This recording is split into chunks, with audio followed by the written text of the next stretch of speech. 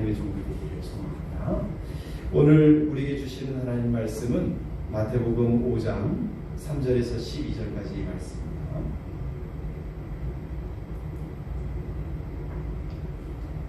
우리 산상설교 8번째 시간인데 3절부터 12절까지 한 목소리로 같이 말씀을 읽겠습니다. 심령이 가난한 자는 복이 있나니 천국이 그들의 것이며 애통하는 자는 복이 있나니 그들이 위로를 받을 것이며 온유한 자는 복이 있나니 그들이 땅을 기업으로 받을 것이며 의에 줄이고 목마른 자는 복이 있나니 그들이 배부를 것이며 긍휼히 여기는 자는 복이 있나니 그들이 긍휼히 여김을 받을 것이며 마음이 청결한 자는 복이 있나니 그들이 하나님을 볼 것이며 화평하게 하는 자는 복이 있나니 그들이 하나님의 아들이라 일컬음을 받을 것이며 의를 위하여 박해를 받는 자는 복이 있나니 천국이 그들의 것이며 나로 말미암아 너희를 욕하고 박해하고 거짓으로 너희를 거슬러 모든 악한 말을 할 때에는 너희에게 복이 있나니 기뻐하고 즐거워하라. 하늘에서 너희의 상이 큼이라. 너희 전에 있던 선지자들도 이같이 박해하였느니라. 오늘 이 말씀 예수님께서 말씀하신 이 8가지 복의 선언 중에서 마지막 8번째 의를 위하여 박해받은 자가 복되다는 말씀을 함께 나누고자 합니다. 예수님께서는 의를 위하여 박해받는 자 그들에게 어떤 복이 있다고 말씀하십니까? 천국이 그들의 것이다. 천국이 그들의 것이다. 천국을 소유하게 된다. 천국의 백성이 된다라는 뜻이죠. 여러분 이 말씀을 뒤집어서 말해보면 천국을 소유한 사람, 하나님 백성은 어떤 사람입니까? 의를 위해서 박해받을 수 있는 사람이죠. 성경의 광의적 해석에 의하면 우리 인생의 크고 작은 어려움, 고통은 죄 문제 때문입니다. 우리가 당하는 어려움 중에 불가피한 부분도 있지만 대부분은 우리의 죄, 우리의 잘못, 우리의 어리석음, 그리고 우리의 미숙함 때문에 고통과 어려움을 당하게 되죠. 그러나 하나님의 백성은 의를 위하여 박해를 받는 사람. 여기서 의라고 하는 이 단어는 쉽게 말하면 법입니다. 일종의 나라와 공동체 어느 단체가 정한 규칙을 의미합니다. 그러면 하나님의 백성이니까 무엇을 위해서? 하나님 나라의 법을 위해서, 하나님 나라의 규칙을 따라 살다가 어려움을 당하는 사람은 복된 사람이죠. 하나님의 통치를 따르고 하나님의 뜻을 따라 하나님께 충성하는 사람이 복되다고 예수님이 말씀하신 겁니다. 의를 위하여 박해를 받으신 분, 그 많은 분들 중에 절대 대표자가 있다면 우리 예수님입니다. 예수님은 십자가에서 이 진리, 의를 위한 박해가 무엇인지를 보여주셨습니다. 예수님은 죄인들 사이에서 십자가에 달려 고난당하시고 죽으셨죠.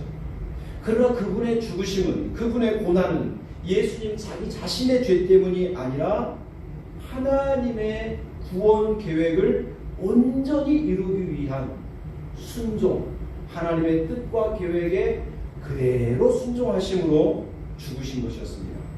그러므로 박해받으신 주님은 제자들에게 동일하게 너희들은 나를 따라오는 제자들이니까 내가 당하였던 박해 또한 너희들이 당하게 될 것이라고 말씀하시죠. 누구든지 나를 따르려거든 자기를 부인하고 십자가를 지고 나를 따르라. 무릇 그리스도 예수 안에서 경건하게 살고자 하는 자는 박해를 받으리라고 주님은 말씀해 주셨습니다. 그렇습니다. 의를 위해서 살고자 하는 사람, 하나님의 법과 하나님의 통치를 따라 살고자 하는 사람에게는 박해, 어려움, 고통이라고 하는 것이 항상 수반될 수 있다라고 주님은 알려주셨어요. 그래서 오늘 우리가 읽었던 말씀 12절 끝에 부분에 보면 너희 전에 있던 선지자들도 이같이 박해하였느니라 라고 말씀하고 있습니다. 여러분, 선지자들이 의 때문에, 주님의 말씀과 그분의 통치 때문에 많은 박해를 받았다고 이야기해요. 여러분, 성경에 보면 그런 많은 이야기들이 나오죠. 이 까마귀 마을에 하얀 백로가 찾아가면 멸시와 천대를 받는다는 우화처럼 어두운 세상에서 의의 길을 걷고자 하는 사람은 여러 모양으로 미움과 박해를 당하게 되는 것입니다. 여러분, 성경에 보면 가인이 자신의 동생 아벨을 죽이죠. 왜 그런 악한 행위를 합니까? 가인의 행위는 악하고 동생 아벨의 행위는 의로웠기 때문에 차마 못 봐주겠다는 거예요. 우리가 함께 더러워지든지 너보다 내가 더 나아야 되는지, 근데 네가 나보다 더 훌륭해? 못 봐줘. 죽여버린 거죠. 요셉은 어떻습니까? 요셉은 애굽에 팔려갔을 때 종살이하며 신실하고 충실된 자신의 삶을 살았습니다. 그러는 중에 감옥에 투옥이 되죠. 왜 그렇습니까? 보디발의 아내의 유혹을 뿌리치고 불의와 타협하지 않았기 때문에 감옥에 들어가는 고통을 당합니다. 다니엘은 어찌하여 사자굴에 던져지는 박해를 당했습니까? 포로로 끌려간 바벨론 땅에서도 그의 생활은 다른 누구와도 비교할 수 없을 만큼 결백하고 의로웠기 때문에 시기와 질투로 말미암아 그들은 다니엘을 감옥에 던져 넣었습니다. 엘리야 선지자는 아합 왕 그리고 이세벨에게 박해를 받습니다. 이사야 선지자는 전설에 의하면 그의 몸이 톱에 켜서 두둥강이가 되어서 순교했다고 합니다. 바울은 칼에 맞아 자신의 목이 떨어짐으로 순교를 당하죠. 폴리갑은 팔팔 끓는 기름가마에 던져져서 순교하는 고통을 당했습니다. 이처럼 주님께서는 의롭게 살고자 하는 사람, 주님의 뜻을 따라 살고자 하는 사람, 하나님의 통치를 받기를 원하는 사람에게 이러한 박해, 고통이 따를 수 있다는 것을 거듭 말씀하고 있어요. 여러분, 의를 위해서 박해를 받는 것, 하나님 나라의 법에 충실하다가 어려움을 당하는 것이라고 했다면, 우리 교회 역사 속에서 이러한 이 박해의 의미가 어떤 것인지 조금 더 살펴볼 필요가 있죠. 기독교를 나타내는 여러 가지 상징들이 있습니다. 교회나 기독교 신자들은 그러한 상징들을 건물이나 몸 혹은 자동차 등에 붙여서 자신이 기독교임을 나타내요. 여기 그림을 보시면 여러 가지 상징들이 나와 있죠. 첫 번째 그림은 그리스도를 상징하는 의미로서 X와 우리 알파벳으로 R 표시인데요. 저렇게 해서 십자가를 만들었어요. 이건 예전에 콘스탄틴 대제가 저 모양의 깃발을 들고 나가서 전쟁에 승리했다고 해서 이때부터서 기독교를 상징하는 상징이 되기도 했습니다. 물고기, 오병이어, 알파와 오메가, 그리고 예수님은 나사렛 유대인의 왕이라는 표시에 NINRI라고 하는 표시로 교회를 상징해내는 여러 가지 있었습니다. 그런데 이런 많은 상징 중에 가장 대표적인 것이 십자가이겠죠. 그래서 대부분의 교회 건물에는 십자가가 세워져 있습니다. 어떤 교회는 십자가를 2개, 3개도 세워놓은 것도 있습니다. 어떤 분들은 십자가를 목에 걸고 다니죠. 그러면서 내가 그리스도인이라는 것을 드러내는 것입니다. 십자가 외에 기독교를 상징하는 표식으로 잘 알려진 것이 물고기 모양입니다. 물고기 모양의 스티커를 붙이고 다니는 차들을 종종 보셨을 것입니다. 물고기 모양이 기독교를 나타내는 이유는 물고기 모양 안에 있는 저 글자 때문에 그렇습니다. 원래 익투스라고 하는 이 단어는 물고기를 의미하는 헬라어입니다. 그런데 익투스라는 단어는 단순히 물고기만이 아니라 그리스도인들은 익투스에 해당하는 5개의 알파벳을 중요한 문장으로 함축시켰습니다. 처음에 첫 알파벳은 예수스입니다. 그리고 크리스토스, 대우, 휘오스, 소르트, 예수 그리스도 하나님의 아들 구원자라는 뜻의 그 단어의 첫 머리 글자를 익투스로 합성한 것입니다. 여러분, 이것은 중요한 고백이죠. 베드로가 예수님께 고백하면서 유리했던 이 고백, 주는 그리스도시요 살아계신 하나님의 아들이십니다. 마태복음 10장 16절에 베드로가 그렇게 고백했기 때문에 이 익투스라고 하는 이 단어는 매우 중요한 단어입니다. 뿐만 아니라 이 익투스라고 하는 이 고백이 우리 초대교회 성도들에게 많은 박해 현장에서도 적용됐기 때문에 이것은 더더욱 의미가 크죠. 로마 제국은 영토가 넓어지고 또 많은 식민지를 지배하게 되면서 한 가지 고민이 생겼습니다. 그것은 제국을 하나로 연합, 통일시키는 거였어요. 로마 제국은 무력으로 굴복시킨 지중해 연안의 많은 식민지 백성들을 로마 제국이라는 하나의 기치 아래 똘똘 뭉치도록 하는 일을 고심하게 되었습니다. 그런데 로마 황제를 신의 화신으로 신봉하고 황제를 주님이라고 부르는 것이 제국을 통합시키는데 굉장히 효과적이라는 사실을 알게 되죠. 그래서 1년에 한 번 이상 가이사는, 황제는 주님이십니다 라고 고백을 강요했습니다. 유명한 로마인 이야기 시오노 나나미의 그 책에 보면 다음과 같은 이야기가 실려 있습니다. 도시와 마을마다 증명서 발급을 담당하는 특별위원회가 설치되었다. 이곳에 불려나간 시민들은 위원들이 보는 앞에서 로마의 전통적인 신들의 형상을 참배하고 그 앞에서 연기를 내고 있는 제단 위에 자기가 가져온 향료 부스러기를 떨어뜨리며 불태웠다. 그리고 향료가 타오르는 연기 속에서 자신은 기독교인도 아니라고 선언했다. 그러면 위원회는 확인조차 하지도 않고 그에게 증명서를 발급했다. 여러분, 예수 그리스도가 나는 예수쟁이 아닙니다. 예수님 사람이 아닙니다. 나는 황제를 섬기는 로마인입니다. 황제는 우리의 주인입니다 라고 고백을 하며 그렇게 분양을 하고 나면 증명서를 발급해줬대요. 여러분, 이 증명서를 로마에서는 리벨루스라고 하는 것이 되었습니다. 이 리벨루스는 일종의 증명서와 같은 것입니다. 이 리벨루스는 로마의 중요한 사업에 참여할 수 있는 자격증이 되었고 이 증명서를 받아야만 황제는 우리의 주인입니다라고 고백한 다음에 이 증명서를 받아야만 그 다음에 자신이 섬기는 또 다른 신에게 예배할 수 있는 자격이 주어졌다는 것입니다. 그러니까 황제는 주님이라는 이 고백은 리벨루스를 받을 수 있는 증명서를 발급받기 위한 과정이었고 로마의 백성임을 증명하는 고백이었습니다. 따라서 황제는 주님이라는 말은 나는 황제에게 복종합니다. 나는 황제의 말을 지키고 황제에게만 충성을 합니다.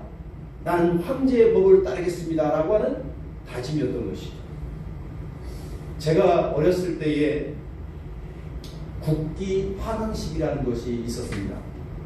오후 6시가 되면 전국에 음악이 울리면서 모든 국민은 자신이 일하던 그 자리에 잠깐 멈춰 국기에 대한 충성의 맹세를 했습니다.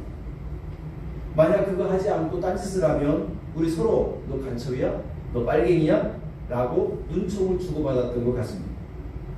이와 마찬가지로 황제에 대한 충성 맹세는 일종의 국가에 대한 맹세였고 로마 제국의 안정을 로마 제국을 통치하는 일종의 공안 통치의 방법이었죠.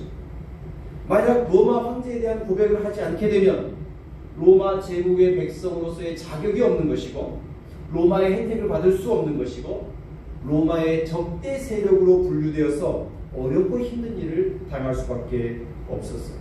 심지어 목숨을 내놓아야만 하는 끔찍한 일도 벌어졌습니다.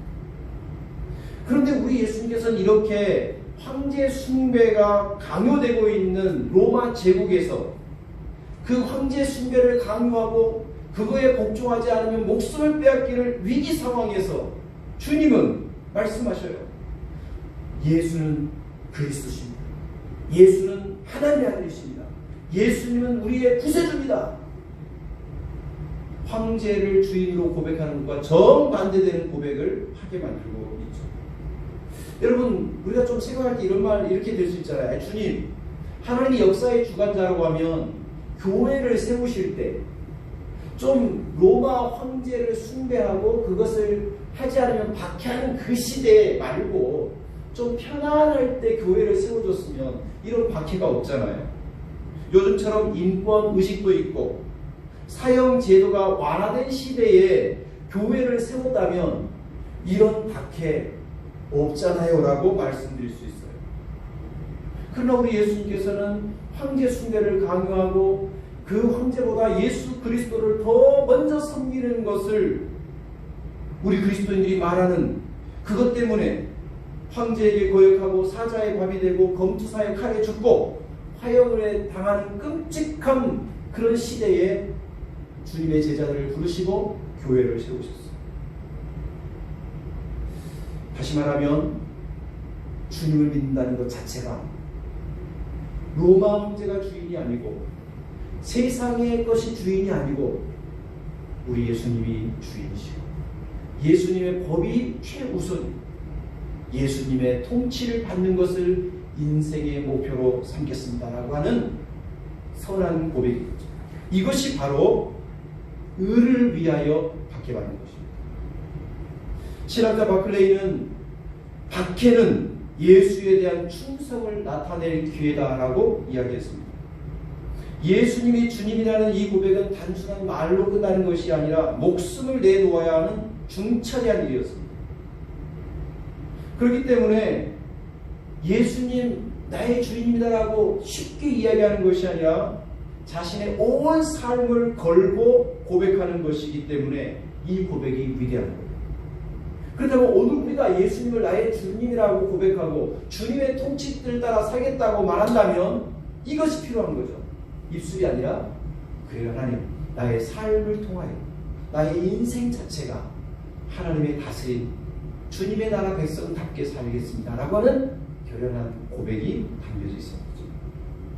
의를 위해 산다는 것은 하나님의 법을 지키는 것이고 그분의 뜻을 따른다는 것은 충성의 문제와 달려 있습니다.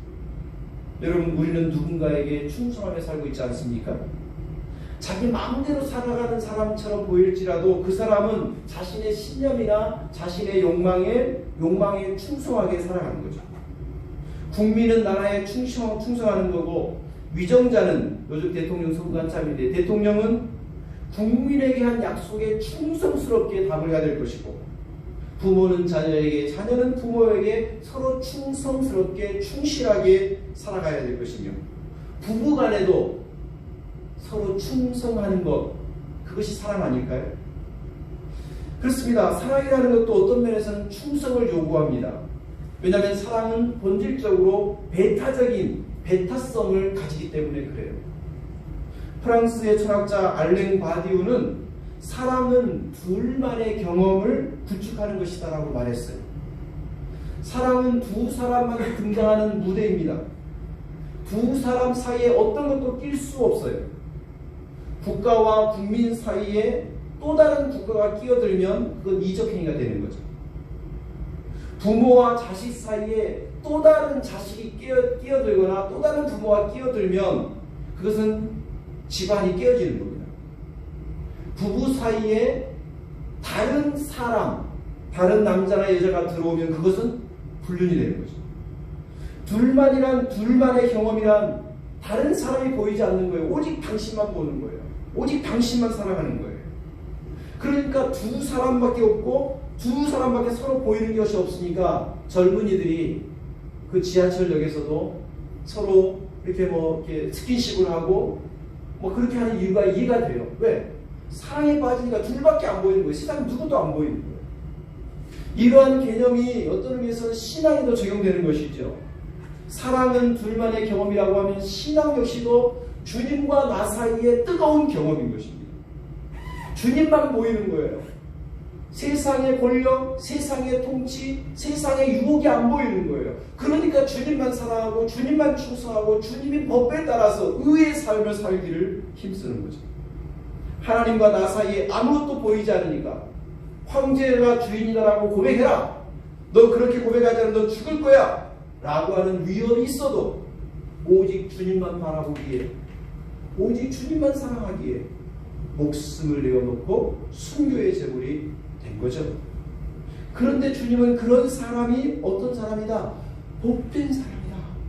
어떤 복을 갖느냐? 천국을 갖게 된다. 천국을 소유한 사람, 천국 백성이 된다 라고 말하는 것입니다. 여러분, 요즘 우리는 천국을 죽어서만 가는 곳이라고 생각하면 오해입니다. 우리 예수님은 하나님 나라가 온다라고 했습니다. 회개하라, 천국이 가까웠느니라. 예수 그리스도를 통하여서 천국이 쑥쑥쑥쑥 우리에게 달려오고 있는 것입니다. 우리의 삶에서 천국을 누리고 싶지 않습니까?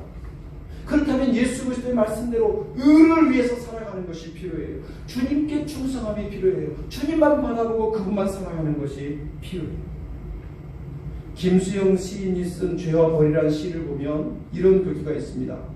남에게 희생당할 만한 충분한 각오를 가진 사람만이 살인을 한다. 남에게 희생을 당할 만한, 나 죽어도 좋아. 저 사람이 나를 죽이고 누가 나를 죽여도 나는 이거 꼭 해야 돼. 그렇게 각오를 한 사람만이 누군가를 해칠 수 있다는 거예요.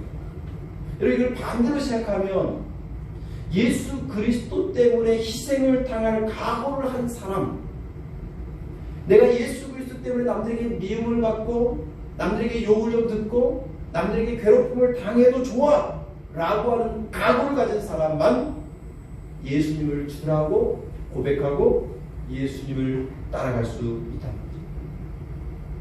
여러분, 우리나라가 일제 강압기를 당하면서 일제는 우리에게 동방요배와 신사참배를 강요했습니다.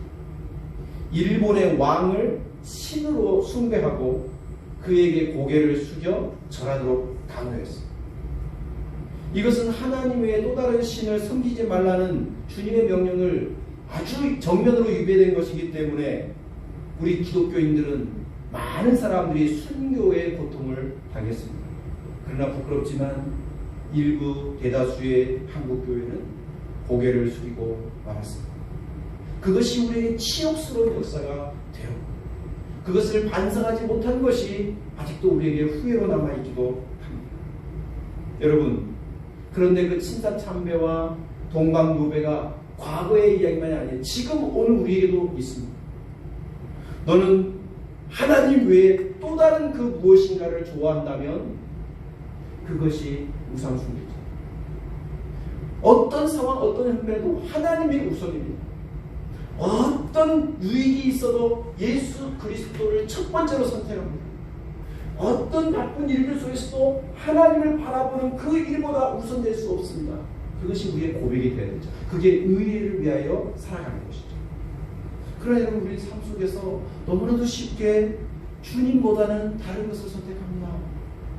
주님 위해 손해보기보다는 내 이득을 위하여 선택을 합니다. 하나님을 바라보고 하나님을 예배하고 그분을 사랑으로 섬기는 것보다 또 다른 즐거움과 유익이 내게 우선순위가 되어버렸습니다. 그렇다면 우리도 의를 위해 살아가는 것이 아니라 하나님 외에 또 다른 것을 추구하는 불의한 삶을 살고 있는 것 아닐까요? 여러분, 특별히 우리가 살고 있는 이 시대는 주님께 충성하는 것을 참 어렵게 만들고 있습니다.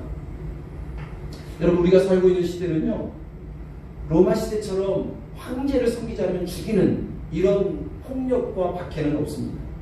예수를 고백한다고, 예수님을 나의 주로 고백한다고 해서 사자밥이 되도록 그 검사의 칼에 죽도록 던져놓지는 않습니다. 대신에 우리 사회는요, 신앙이라고 하는 것을 영적인 부분에 가둬놓으려고 해요. 신앙이라고 하는 것은 내세 구원, 오늘 우리의 삶과 관계없이 죽어서 얻는 저 구원과 관계하는 거야. 신앙은 너 개인적인 차원에서 가능한 거지, 우리 직장이나 우리 사회나 우리 정치, 이 공공의 영역에는 끌어들이지 마 라고 이야기해요. 너가 예수님을 믿고 신앙생활하는 것을 반대하진 않아. 나 좋아해. 그런데 너가 신앙생활로 마음의 평화를 얻는다면 좋아. 그러나 그 신앙을 나에게 설득하려 하거나 강요하지는 마. 신앙 이야기는 일요일날 교회 안에서 하고 직장에서 하지 마. 그 너의 이야기지 우리의 이야기는 아니야. 그래서 자꾸 신앙을 영적인 것, 개인 차원의 것, 내세적인 차원의 것으로 몰아붙여놔버려요. 그래서 우리의 삶의 현장과 신앙, 우리의 삶의 현장과 예수 그리스도, 우리의 삶의 모든 구석구석과 하나님은 별개인 것처럼 생각을 하도록 만들어요. 혹시 여러분도 그렇게 생각하지 않습니까? 그러나 우리가 믿는 믿음은 그건 아니잖아요. 하나님은 온 우주 만물을 창조하시고 그것을 보존하시고 지금도 그것을 일하고 계시는 분이라고 믿잖아요. 예수 그리스도는 만유의 주인이 되시고 만유를 충만케 하시는 분이라고 믿잖아요.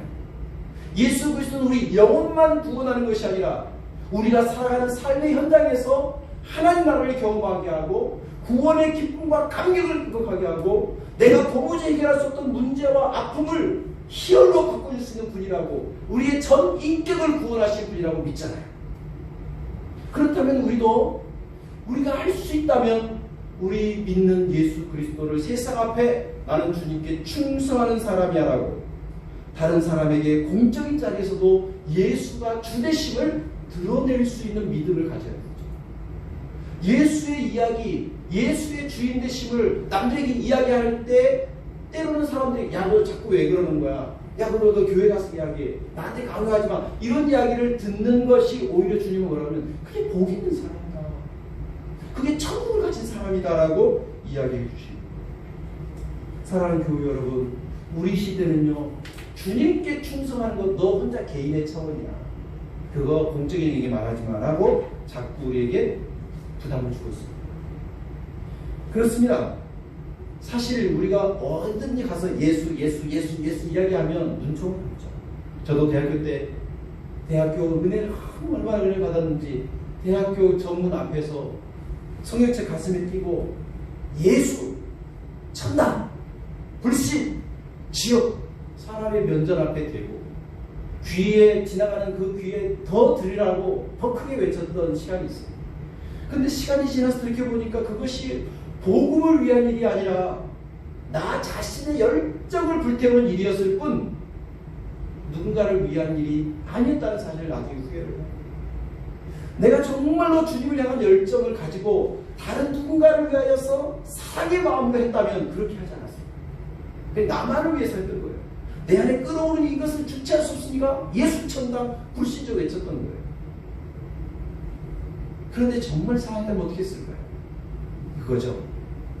예수가 나를 지배하도록 만드는 거죠. 내 말에, 내 생각에, 내 행동에 예수가 주인 되도록 만드는 일을 더 잘했어요. 내게 주어진 시간을 주님께 드리는 것처럼 주님 앞에 쓰는 것처럼 충실하게 사는 삶을 살았어야 되죠. 그렇습니다. 그래서 주님께서도 우리가 예수를 드러낼 때 지혜롭고 현명하게 한다고 이야기해요. 양심의 가책이나 불의에 편드는 것이 아니라면 때로는 피할 수 있는 것도 지혜로웁니다. 이 동네에서 너희를 박해하거든 저 동네로 피하라. 공연한 박해를 일부러 받을 필요는 없다는 거예요. 박해가 오고 어려움이 있을 때 그걸 피할 수 있으면 피하는 것도 주님이 말씀하신 거예요. 그래서 너희는 뱀같이 지혜롭고 비둘기같이 순결하라 이렇게 말씀하셨어요. 그러니까 우리는 박해를 무조건 받아들이는 것이 아니라 박해를 멈출 수 있거나 피할 수 있으면 적극적으로 할 필요가 있어요. 그러나 피할 수가 없다면 어떻게 될까요? 피할 수 없다면 오늘 11절 말씀처럼 기뻐하고 즐거워하라. 너희의 상이 하늘에서 크니라. 그걸 믿고 피할 수 없는 박해라면 기쁨으로 즐거움으로 받아들이십시오. 여러분, 우리가 예수를 잘 믿겠다고 하는 것은 이거예요. 아하, 내가 조금 손해봐야지. 내가 예수를 위해서 조금 손해보는 거 그것이 상이야. 그것이 우리에게 복이야. 이 믿음을 갖는 게 주님이에요. 정말로 주님은 우리를 손해나게 하지 않습니다. 여러분, 이것을 어떻게 경험할 수 있을까요? 한번 해보는 거죠. 주님 나에게 상을 많이 주셔야 주님을 위해서 의로운 삶을 살겠습니다가 아니라 의로운 삶을 살기 시작하면 주님 때문에 손해를 보기 시작하면 주님 때문에 때로는 박해를 당해도 내가 예수가 나의 주요 나의 삶이라는 것을, 나의 인생 전부라는 것을 나의 삶으로 드러내기 시작하면 하나님 우리에게 정말로 복 주실 거예요. 책임져 주실 거예요. 기억하십시오. 예수님은 사람들에게 칭찬받고 좋은 인상을 주는 사람이 복 있다고 말씀하지 않으셨습니다. 오직 의를 위하여 박해를 받은 사람이 복 있다고 했습니다. 예수님께 대한 충성을 지켜내기 위해서, 예수님이 우리 삶의 주인임을 밝히 드러내기 위해서 때로는 미움과 욕을 당할지라도 그걸 기쁨으로 수용할 수 있는 사람이 하나님 백성이요 복받은 사람이요 의의 길을 따라가는 사람들입니다. 여러분 그렇게 되기를 축복합니다. 하나님 아버지, 오늘도 주님께서 말씀하신 의를 위하여 박해받는 사람이 복되다라고 하신 이 말씀을 가슴에 다시금 새겨봅니다. 예수를 믿는 것이 박해와 고난을 피할 수 없는 길임을 이제 깊이 인식하고, 피할 수 있다면 피하고 화목할 수 있다면 화목하겠지만 만약 피할 수 없다면 주님 때문에 손해와 아픔을 기쁨으로 감당할 줄 아는 주의 제자들 되게 해주옵소서. 그렇게 할 때 주님이 우리를 천국을 주시고 하나님 나라를 경험하게 하시고 기적과 같은 놀라운 일들이 우리의 삶에 펼쳐지게 하실 줄 믿습니다. 우리 사랑하는 교우들 모두가 의의 길을 따라 걷는 주의 제자 되게 하옵소서. 예수님의 이름으로 기도드립니다.